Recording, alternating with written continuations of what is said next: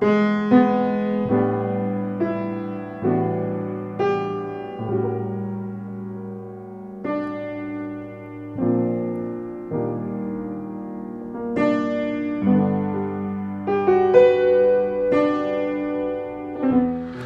canzone può sembrare molto difficile se non hai gli strumenti, insomma, con cui cominci a capire da dove parte, no? Da dove creare un'idea e come sviluppare quell'idea. È un po' come parlare, no?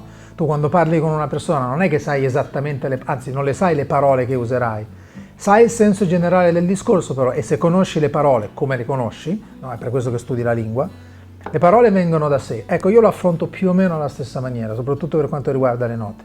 Quindi, scrivere una canzone da dove si parte? Posso dire da dove parto io, nel senso che ogni compositore credo che abbia sviluppato un suo modo, no? Negli anni. Ad esempio Sting dice che lui per tanti e tanti anni ha scritto prima la melodia, quando la melodia e l'arrangiamento erano tutte a posto, allora si dedicava al testo.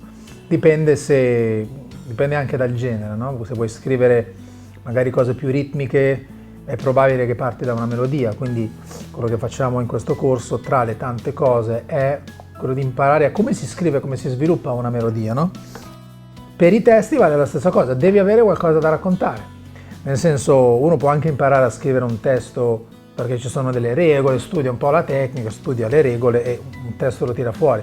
Quello che a me interessa è che chi viene a fare il corso di songwriting qua alla Daigo usi questo corso per finalmente riuscire a raccontare qualcosa, a raccontare una storia che non deve essere necessariamente personale, perché ho avuto dei ragazzi che hanno scritto storie di altre persone, però insomma devono voler raccontare qualcosa e questo corso mette a disposizione loro proprio gli strumenti che gli servono per fare in modo che la storia che loro vogliono raccontare possa essere fatta al meglio possibile, nel senso possano esaltare il loro lavoro, no? E la maggior parte delle persone che vengono a questo corso non ha mai scritto una canzone, quindi si parte, molti veramente, direi il 95% parte da zero, o comunque se ha scritto una canzone non sapeva come si faceva e l'ha fatto un po', nel senso schitarrando, come si fa a prendere la chitarra, prendere il piano e vai un po' a istinto e si parte così e va bene così.